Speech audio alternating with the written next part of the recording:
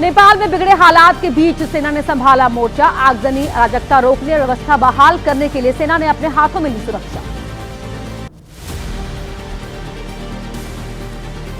नेपाल के सेना प्रमुख अशोकराज सिग्देल की देश के लोगों से अपील, कहा कि सभी देशवासियों की है जिम्मेदारी, मुश्किल की इस घड़ी में शांति व्यवस्था रहनी चाहिए कायम।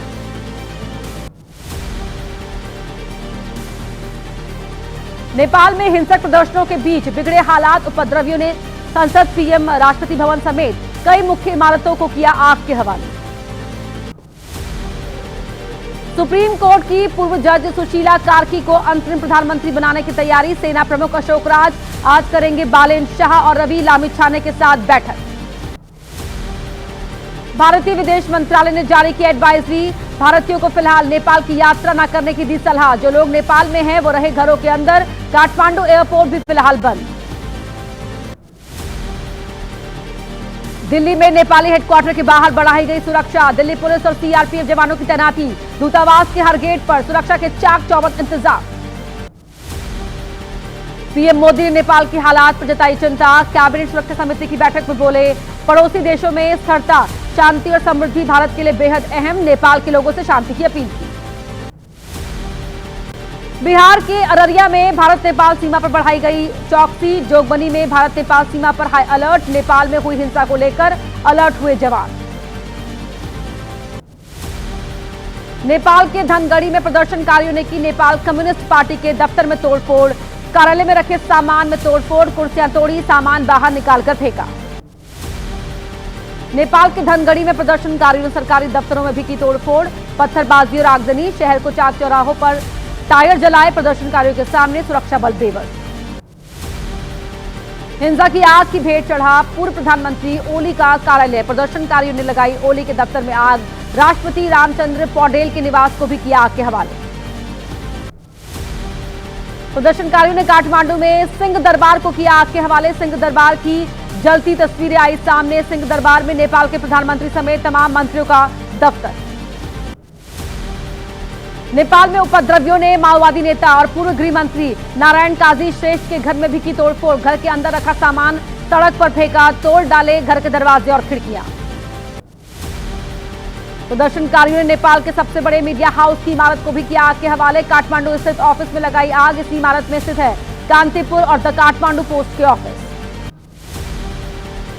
प्रदर्शनकारियों ने काठमांडू में जला दिया टेलीकॉम कंपनी का दफ्तर। एनसेल टेलीकॉम कॉर्पोरेट कंपनी के दफ्तर में लगाई आग। आग की लपटों में घिरी इमारत। नेपाल में हिंसा के बीच जगह जगह आगजनी। प्रदर्शनकारियों ने सुपरमार्केट को किया आग के हवाले। जलते स्टोर की तस्वीर आई सामने। नेपाल में प्रदर्शनकारियों के निशाने पर सरकारी इमारतें और मंत्रियों के आवास। प्रदर्शनकारियों ने सुप्रीम कोर्ट को भी कर दिया आग के हवाले। महाराजगंज से लगते नेपाल बॉर्डर के गांव में तनाव। प्रदर्शनकारियों ने जनता प्रगतिशील पार्टी नेपाल के अध्यक्ष हृदेश त्रिपाठी और वर्तमान विधायक संतु जायसवाल के मकान में लगाई आग। सुरक्षा एजेंसियां अलर्ट। नेपाल के काठमांडू में प्रदर्शनकारी निजी संपत्ति को भी बनाया निशाना। पूर्व पीएम ओली समेत कई नेताओं की निजी संपत्तियों की आग के हवाले।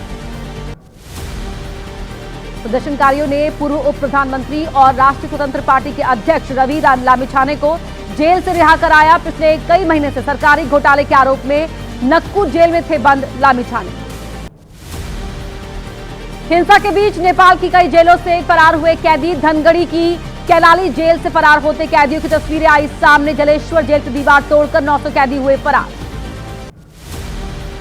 लखीमपुर खीरी में नेपाल बॉर्डर पर आगजनी। संविधान सभा बिल्डिंग के पास हुई घटना। प्रदर्शनकारियों ने बॉर्डर इलाके में कई गाड़ियों को फूंका। नेपाल के धारचूला में लोगों का प्रदर्शन। गुस्साए प्रदर्शनकारियों ने एमआलए ऑफिस में की तोड़फोड़। हिंसा की घटना के बीच कम नहीं हो रहा लोगों का गुस्सा।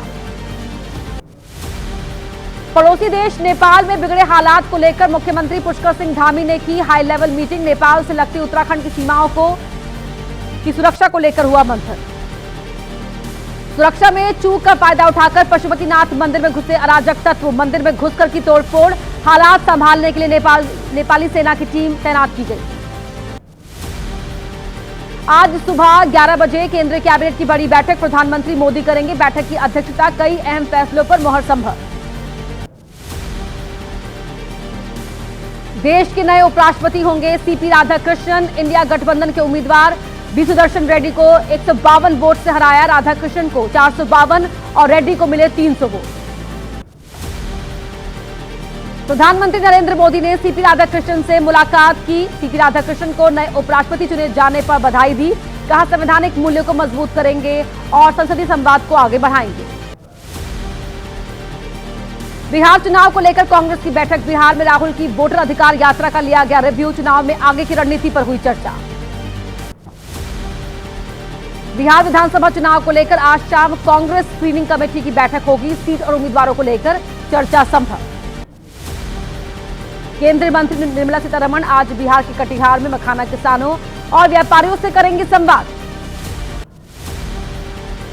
दिल्ली में आज चुनाव आयोग की अहम बैठक। राज्यों और केंद्र शासित प्रदेशों के मुख्य चुनाव अधिकारी होंगे शामिल। चुनाव की तैयारी और एसआईआर को देश भर में लागू करने पर होगी चर्चा। संभल में एसपी सांसद जियाउर रहमान वर्ग के मकान को तोड़ने की कार्रवाई शुरू। मकान के फ्रंट से 151 वर्ग फीट एरिया हटाया जा रहा है। सांसद मजदूरों से खुद तुड़वा रहे हैं मकान का अवैध हिस्सा। मुंबई के विक्रोली पार्क साइट इलाके में एक शख्स के घर के बाहर लगाई आग। घर के बाहर लगे पर्दे को आग लगाई। सरतंज से जुदा करने की दी धमकी। छानबीन में पुलिस जुटी।